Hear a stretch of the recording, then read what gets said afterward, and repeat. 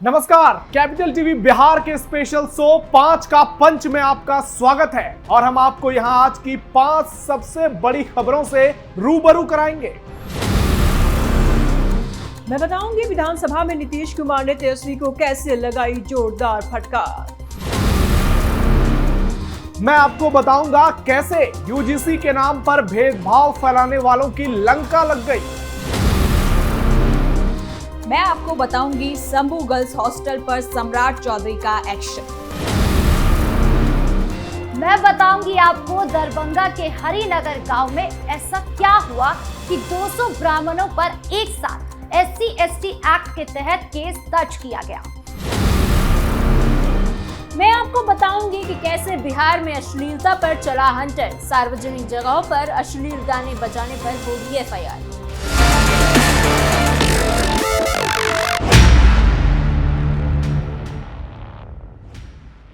बिहार विधानसभा में राज्यपाल के अभिभाषण पर धन्यवाद प्रस्ताव के दौरान सियासी माहौल पूरी तरह से गर्मा गया। मुख्यमंत्री नीतीश कुमार ने नेता प्रतिपक्ष तेजस्वी यादव को जिस अंदाज में आड़े हाथों लिया, वह सदन की कार्यवाही से ज्यादा राजनीतिक संदेश बन गया।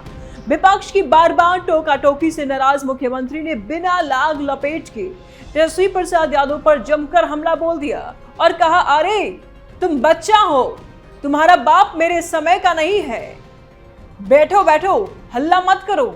यह टिप्पणी सुनते ही सदन में हंगामे का शोर और तेज हो गया।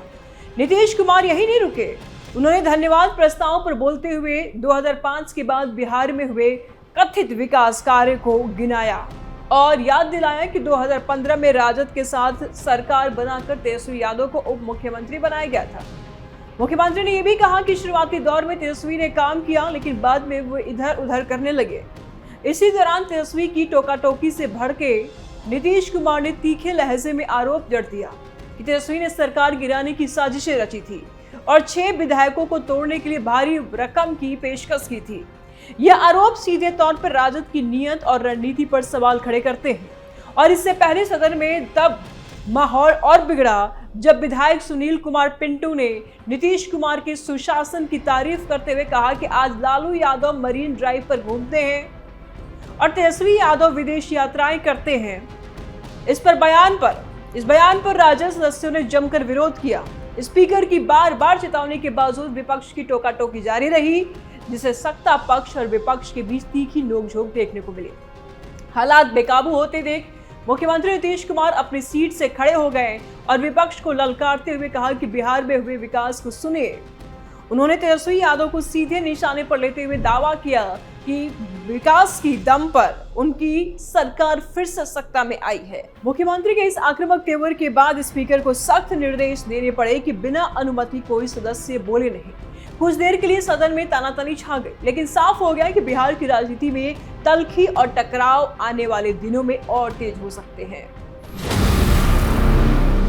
बात करते हैं भागलपुर के तिलका मांझी यूनिवर्सिटी की, जहां जाति के नाम पर उन्माद फैलाने वालों की हेकड़ी निकल गई। मामला यूजीसी के नए नियमों से जुड़ा है। दरअसल भागलपुर यूनिवर्सिटी के कुल सचिव रामाशीष पूर्वे ने मनमानी करते हुए सुप्रीम कोर्ट के आदेश की अवहेलना करते हुए TMBU में यूजीसी के नए नियमों को लागू करने के आदेश दे दिए। इसके बाद यूनिवर्सिटी से लेकर पूरे प्रदेश में जमकर बवाल हुआ। ABVP के छात्रों ने जबरदस्त विरोध प्रदर्शन किया। विवाद बढ़ने पर मामले की गंभीरता को देखते हुए आखिरकार 2 दिन बाद ही कुलपति विमलेंदु शेखर झा ने इस आदेश को आनन फानन में रद्द कर दिया और रजिस्ट्रार की हेकड़ी निकल गई। लेकिन मामला यही नहीं थमा। अखिल भारतीय विद्यार्थी परिषद के छात्र अब इस मामले में ऑर्डर जारी करने वाले TMBU के कुल सचिव रामाशीष पूर्वे पर कड़ी कार्रवाई की मांग कर रहे हैं। ABVP का आरोप है कि रामाशीष पूर्वे जैसे लोग विश्वविद्यालय का माहौल जानबूझकर खराब करते हैं, कैंपस में जातिगत भेदभाव बढ़ाते हैं और एक खास समुदाय के छात्रों का खुलकर समर्थन करते हैं। कुल सचिव महोदय, मैं आपसे जानना चाहता हूं कि आखिर इतनी जल्दबाजी और बेचैनी क्या है? आपने बिना कुलपति महोदय के आदेश से लिए यह पत्र किसके कहने पे जारी किया, और अगर जारी किया है तो इस पे आपको जवाब देना होगा। विश्वविद्यालय के माननीय आदरणीय कुलपति महोदय से मांग करता हूं कि ऐसे पदाधिकारी जो विश्वविद्यालय के अंदर सामाजिक सद्भावना और शैक्षणिक वातावरण को बिगाड़ने का काम कर रहे हैं। इन पर कठोर कार्रवाई करते हुए बिहार के माननीय कुलाधिपति आदरणीय आरिफ मोहम्मद खान जी से भी आग्रह करता हूं कि ऐसे पदाधिकारी, विश्वविद्यालय के पदाधिकारी जो लगातार शैक्षणिक वातावरण को स्थापित करने में असमर्थ हैं, मगर सामाजिक सद्भावना को बिगाड़कर छात्रों को जातीय उन्माद में फंसाने का प्रयास कर रहे हैं, ऐसे कुलसचिव तथा ऐसे विश्वविद्यालय के सभी प्रशासनिक पदाधिकारी जो इस पत्र को निकालकर शैक्षणिक वातावरण को बिगाड़ने का काम कर रहे हैं, ऐसे सभी जिम्मेदार पदाधिकारियों के ऊपर उचित कार्रवाई करते हुए छात्रों के अंदर और जो ये भ्रांतियां हैं इसको दूर करने का काम करें। बहुत बहुत धन्यवाद। पटना में नीट की तैयारी कर रही छात्रा की संदिग्ध मौत के बाद बिहार पुलिस और प्रशासन ने सख्त रुख अपनाया है। मामला सामने आने के बाद जांच में ये साफ बात हुई कि जिस गर्ल्स हॉस्टल में छात्रा रह रही थी वहां सुरक्षा मानकों और नियमों का गंभीर रूप से उल्लंघन किया गया था।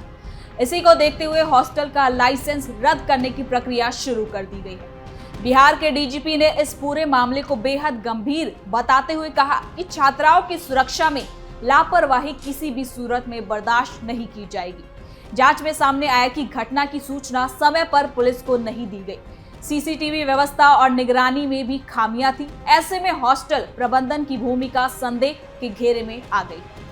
पुलिस और प्रशासन अब राज्य भर के सभी गर्ल्स हॉस्टल और कोचिंग से जुड़े आवासों की समीक्षा कर रहे हैं। निर्देश दिए गए हैं कि बिना रजिस्ट्रेशन चल रहे हॉस्टलों पर कार्रवाई होगी। साथ ही हर हॉस्टल में 24 घंटे महिला वार्डन की तैनाती, सीसीटीवी कैमरे, विजिटर रजिस्टर, स्टाफ का पुलिस वेरिफिकेशन और आपातकालीन व्यवस्था जरूरी की जाएगी। इस घटना के बाद छात्राओं और उनके माता पिता में भारी आक्रोश है। सवाल उठ रहे हैं कि पढ़ाई के लिए बाहर से आने वाली बेटियों की सुरक्षा की जिम्मेदारी आखिर कौन लेगा। प्रशासन का कहना है कि ये कार्रवाई सिर्फ एक हॉस्टल तक सीमित नहीं रहेगी, बल्कि भविष्य में ऐसी घटनाएं दोबारा ना हो, इसके लिए पूरे सिस्टम को दुरुस्त किया जाएगा। नीट छात्रा की मौत ने बिहार में हॉस्टल व्यवस्था और छात्रा सुरक्षा पर एक बार फिर बड़ा सवाल खड़ा कर दिया है, जिस पर अब सरकार और पुलिस सख्ती से जवाब देने की कोशिश में जुटी हुई है। खबरों में अब बात दरभंगा की। बिहार के दरभंगा जिले के हरिनगर गांव सुर्खियों में आ गया, जहां एक साधारण मजदूरी विवाद ने सामाजिक और कानूनी तनाव की शक्ल ले ली। ये मामला SC/ST एक्ट के तहत दर्ज FIR से जुड़ा है, जिसमें गांव के ब्राह्मण समुदाय के 200 से अधिक लोगों पर केस किया गया। मामले की शुरुआत एक दलित परिवार की मजदूरी से हुई। परिवार ने गांव में घर बनाने का काम किया था और उसकी मजदूरी लगभग 2.5 लाख रुपए बकाया थी। 30 जनवरी को इस विवाद को सुलझाने के लिए पंचायत बुलाई गई, लेकिन कोई हल नहीं निकला। अगले दिन 31 जनवरी को बात बढ़ गई और दोनों पक्षों के बीच तीखी बहस के साथ मारपीट हो गई। दलित परिवार का आरोप है कि ब्राह्मण समुदाय के लोगों ने जाति सूचक गालियां दी, धमकियां दी और हिंसा भी की। शिकायतकर्ता असरफी पासवान ने पुलिस में शिकायत दर्ज कराई, जिसमें कहा गया कि पूरे गांव ने मिलकर उनका शोषण किया और अत्याचार किया। इस शिकायत के आधार पर FIR दर्ज हुई, जिसमें 70 नामजद अभियुक्त है और 140 से अधिक अज्ञात लोग शामिल हैं। कुल मिलाकर ब्राह्मण समुदाय के 200 से ज्यादा लोग आरोपी बनाए गए। FIR BNS की अलग अलग धाराओं के साथ SC/ST एक्ट की गंभीर धाराएं लगाई गई। दिलचस्प बात यह है कि FIR में उन लोगों के नाम भी शामिल है जो सालों से गांव में नहीं रहते। कुछ लोग दिल्ली में रहते हैं, मुंबई में रहते हैं और अलग अलग शहरों में बस चुके हैं। गांव ब्राह्मण बहुल होने के कारण लगभग पूरी ब्राह्मण आबादी इस केस पे फंस गई है। पुलिस ने मामले को गंभीरता से लिया है। अब तक 12 से ज्यादा लोगों को हिरासत में लिया गया है और पूछताछ की जा रही है। गांव में अतिरिक्त पुलिस बल तैनात किया गया है ताकि कोई तनाव न फैले। पुलिस अधिकारी ने कहा, ये गंभीर मामला है। SC/ST एक्ट के तहत शिकायत की जांच हो रही है। किसी निर्दोष को परेशान नहीं किया जाए, लेकिन कानून के अनुसार कार्रवाई होगी।